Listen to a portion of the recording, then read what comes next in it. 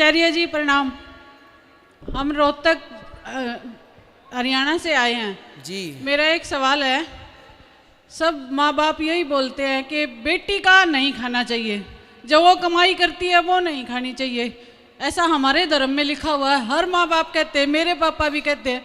फिर हमारा पालन पोषण भी हमारे माता पिता ही करते हैं, तो क्यों नहीं खा सकते वो हमारा कमाया हुआ? मजबूरी हो तो खा सकते हैं। जैसे आपका भाई नहीं है या है तो सेवा नहीं करता, और आप तैयार हैं माँ बाप की सेवा करने को, और माँ का बुढ़ापा है, आपकी सास को, आपके ससुर को, आपके पति को कोई प्रॉब्लम नहीं है, तो आप सेवा कर सकती हैं, बेटी कर सकती है।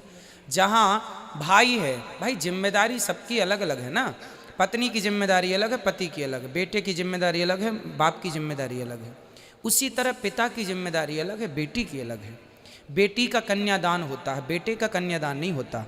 इसलिए जो दान दे, हमने ये वस्तु उठा के आपको दान कर दी, अब देने के बाद फिर इस पर हमारा कोई अधिकार नहीं रहा। ये दान का सिद्धांत है। कहते हैं दान एक हाथ से दो तो दूसरे को पता ना लगे, तो दान होता है कन्यादान। मैंने किसी की डिबेट सुनी तो उसने कहा कि अरे कन्या भी कोई दान करने की चीज़ है बोले कन्या क्यों दान होती है? अब मूर्खों की ये बातें हैं कि कन्या क्यों दान होती है। अरे भाई, कन्यादान की परंपरा आज से नहीं है, माता सीता का भी दान हुआ था। कोई हमारी आज की परंपराएं छोड़ी हैं। तो जब बेटी का दान कर दिया तो दिया हुआ दान जिसको दे दिया, अब उससे फिर क्या वापस लें? हाँ, मजबूरी है तो आप स्वीकार कीजिए, मजबूरी नहीं है तो फोकट में बेटी के घर पड़े पड़े खाने से क्या फ़ायदा। तो आपके पिताजी की मजबूरी है?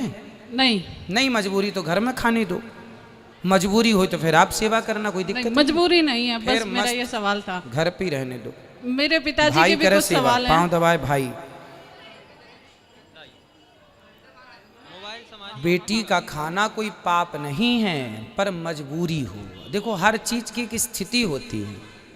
बिस्तर पर मलमूत्र करना पाप नहीं है, पर जिसके हाथ पांव कमजोर हो गए, बुढ़ापा है, तो वो बिस्तर पर मलमूत्र करता है।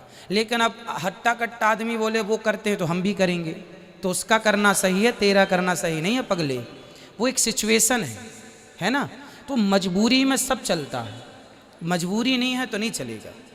ये अभी आपकी गोद में छोटा सा बच्चा सुसु कर दे तो चलेगा, पर कोई दूसरा बड़ा कहे कि नहीं उसने किया मैं भी करूँगा तुम्हारी गोद में तो नहीं चलेगा।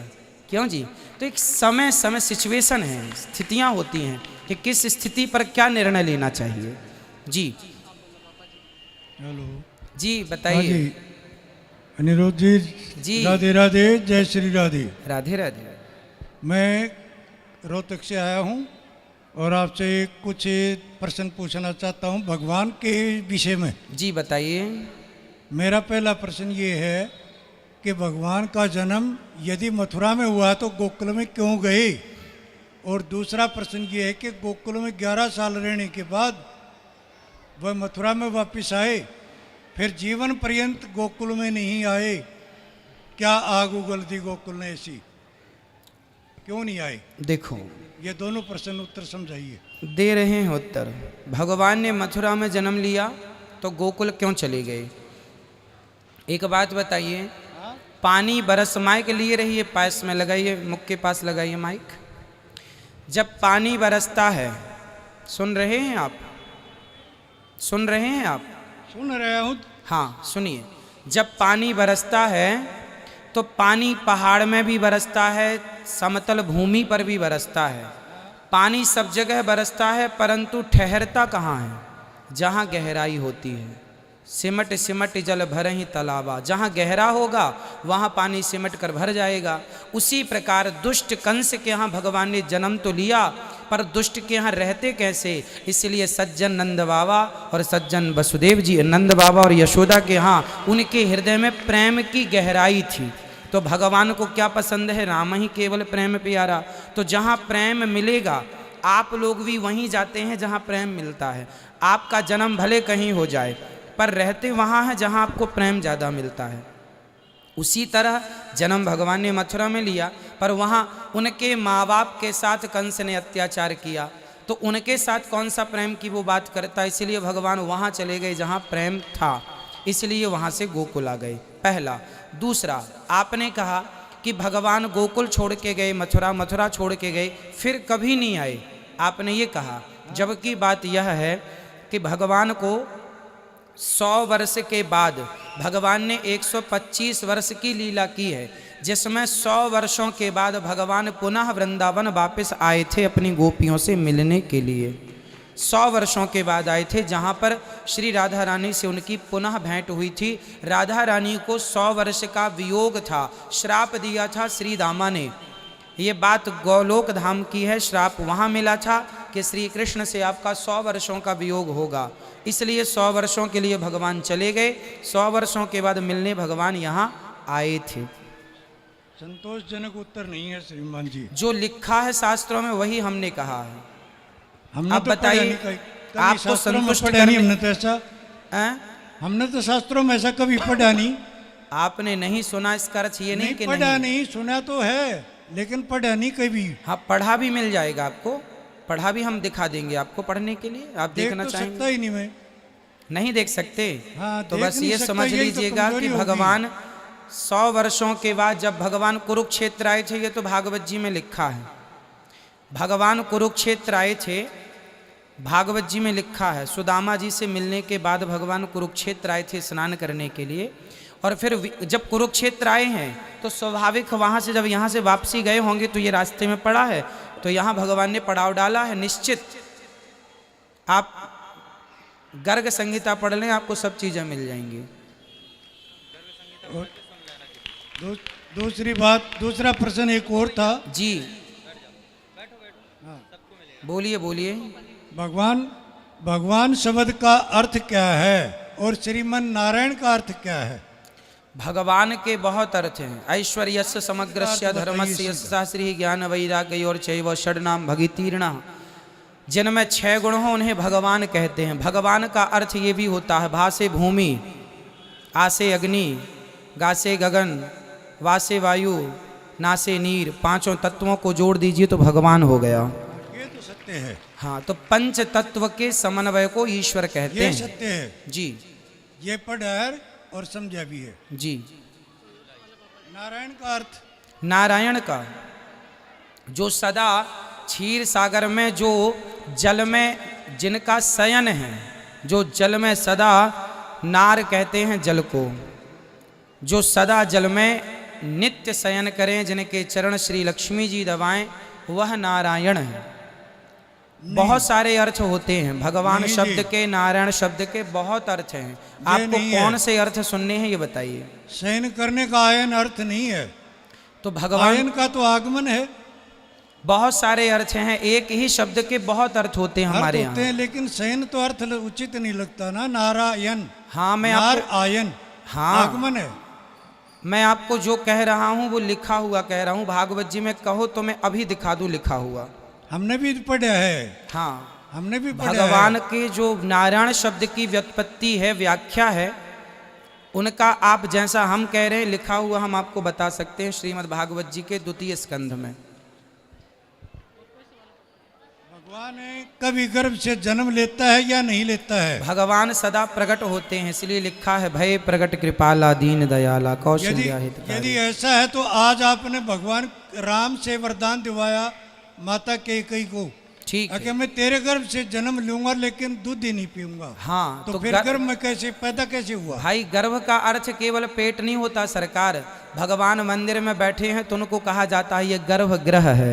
एक बड़े स्थान को मतलब समझिए, गर्भ का मतलब केवल पेट नहीं होता। विष्णु सर्व गुहाशया निशीथे तमोद्भूते जायमाने जनार्दने देवक्याम देव रूपिण्याम विष्णु सर्व गुहाशया। जो भगवान सबके भीतर बाहर गर्भ। अब एक बात बताइए, जब भगवान सबके भीतर व्यापक है तो क्या गर्भ में भगवान व्याप्त नहीं होगा? सबके गर्भ में ईश्वर ऑलरेडी हैं, परंतु भगवान प्रकट होते हैं। तमद्भुतम, भगवान के बारे में कहीं भी हमारी तरह तुम्हारी तरह जन्म नहीं लेते, भगवान प्रकट होते हैं। पर बोला यही जाएगा कि भगवान देवकी के गर्भ से प्रकट हुए। वो गर्भ का अर्थ वो गर्भ नहीं है। हाँ, भगवान गर्भ में जाते हैं, जाते हैं अंश रूप में अपनी माँ के गर्भ को पवित्र करने के लिए, पर योनि के मार्ग से आते नहीं हैं, वह प्रकट हो जाते हैं। भगवान है ना सर्व सामर्थ्य।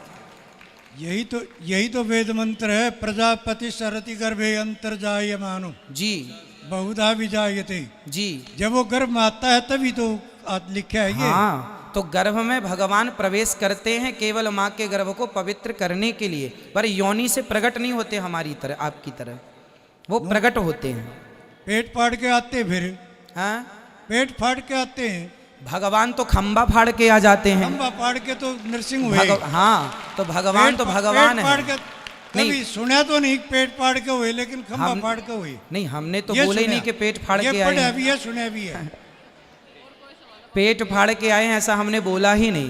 भाई भगवान को पेट फाड़ने की जरूरत नहीं है, जैसे अंदर गए वो भगवान हैं, कर तुम अकर तुम अन्यथा कर तुम सर्व सामर्थ्य।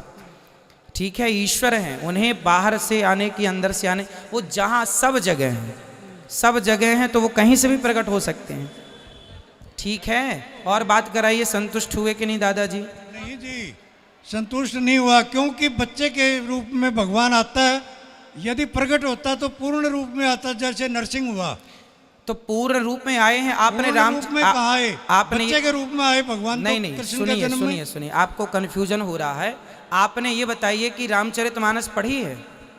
रामचरितमानस पढ़ी है, पढ़ी है, बहुत बार पढ़ी है। तो उसमें लिखा है, भय प्रगट कृपाला दीन दयाला कौशल्या हितकारी कौशल्या हितकारी हर्षित महतारी। उसी में ये लिखा कई है, बार पढ़ा है और उसी याद भी है। उसी रामचरितमानस में लिखा है कि भगवान जब प्रकट हुए थे राम जी, तो 4 हाथ लेकर प्रकट हुए थे, चतुर्भुज रूप में। अब हम और आप प्रकट होते हैं तो क्या 4 हाथ में आते हैं? 4 हाथ में तो भगवान ही आ सकते हैं ना। वो तो फिर स्वप्न में दिखा, स्वप्न में नहीं सरकार, रामचरितमानस के इस छंद में स्पष्ट लिखा है। अब देखो, आप भले ना माने, पर रामचरितमानस में लिखा है कि भगवान चतुर्भुज रूप में आए। फिर माँ ने कहा कि प्रभु अपना बाल रूप दिखाओ, तो सुनी वचन सुजाना रोदन ठाना हुए बालक। फिर बालक भई, भगवान पहले प्रकट हुए थे चतुर्भुज रूप में, बड़े थे। रूप में फिर भगवान ने अपना सपना दिखाया था, सपने में रूप दिखाया था। भाई वहाँ नहीं कि सपने की साक्षात बात नहीं दिखाया। लिखी गोस्वामी जी ने, आप नहीं कि समझिए। साक्षात दिखाया। आपने रामचरितमानस पढ़ी है? पढ़ी है, तो फिर एक इसको बार नहीं कई बार। चलो मैं रामचरितमानस में जो लिखा है पढ़ के बता दूं। वो पढ़े सुन लिया और मैं जान लग रहा, भय प्रकट कृपाला दीन दयाला कौशल्या हितकारी। चलो मैं इसकी व्याख्या कर देता हूँ जो रामचरितमानस में लिखा है। ठीक है, कर दूं आप कहें तो, ताकि आपका संदेह दूर हो जाए, क्योंकि संशयात्मा विनश्यति, भगवान पर संदेह नहीं होना चाहिए। यदि संशय है तो आप सभी का संशय मिटाने के लिए ही ये दास यहाँ पर बैठा हुआ है ना। अब देखिए, अब देखो, मैं पूरी पढ़ के बताता हूँ अर्थ। रामचरितमानस आप पढ़ लीजिएगा, उसमें लिखा है, भय प्रगट कृपाला दीन दयाला कौशल्या हितकारी। इसमें तीसरी लाइन है, लोचन अभिरामा तनु घनश्यामा निज आयुध भुजचारी। भगवान कितने हाथ से प्रकट हुए? अब इसकी हिंदी पढ़ता हूँ जो गोस्वामी जी ने लिखा है, उसकी हिंदी ये गीता प्रेस गोरखपुर की रामचरितमानस में सब कुछ लिखा है। दीनों पर दया करने वाले कौशल्या के हितकारी कृपालु भगवान प्रकट हुए। मुनियों के मन को हरने वाले उनके अद्भुत रूप का विचार करके माता हर्ष से भर गईं। नेत्रों में आनंद देने वाले मेघ के समान श्याम शरीर था और चारों भुजाओं में अपने खास आयुध धारण किए हुए थे, शंख चक्र गदा पद्म इत्यादि। अब यहाँ सपने की कोई बात नहीं है गोस्वामी जी की, चतुर्भुज रूप में प्रकट हुए। यही बात भागवत जी में लिखी है, तमद्भुतम बालक मम्बुजेक्षणम चतुर्भुजम शंख गदायुधायुधम। चतुर्भुज रूप में प्रकट हुए हैं।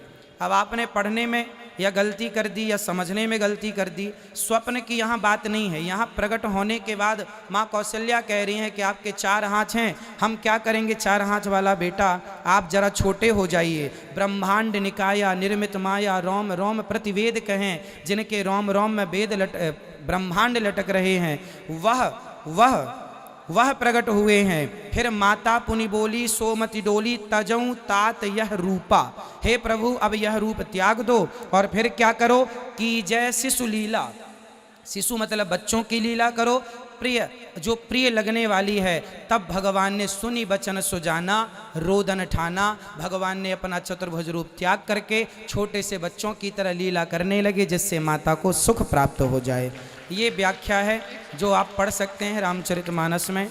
अब फिर भी आप ना समझें, ना माने, तो फिर हम कुछ नहीं कर सकते। एक प्रश्न और रह गया मेरा, जी।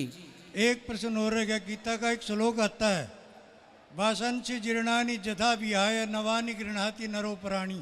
ठीक है, तथैव जीवान श्लोके शरीरा अनन्यानि संयाति नवानि देह। ठीक है। एक बच्चा पैदा होता है और वह जन्म लेने के 1 मिनट बाद या 1 घंटे बाद एक्सपायर हो जाता है। हाँ। तो नया कपड़ा पहन के आया था, पुराना तो नहीं हुआ, कैसे गया? क्यों, नए कपड़ों में भी खोट नहीं निकल जाती क्या? खोट निकल जाता है, लेकिन भाई नया आप कपड़ा शोरूम पहन से के नया आया था। कपड़ा खरीद के लाते हैं, कई बार वो भी आप रिजेक्ट कर देते हैं ला करके। तो कैसे भगवान गया भी वो? नया शोरूम से निकाले, देखे हो गया उसको, इसलिए रिजेक्ट कर दिया। इसमें क्या है?